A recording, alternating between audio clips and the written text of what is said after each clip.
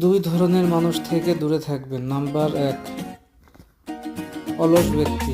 Number 2, মিথ্যাবাদী ব্যক্তি। কাউকে ভালোবাসলে তাকে আগলে রাখতে জানতে হয়।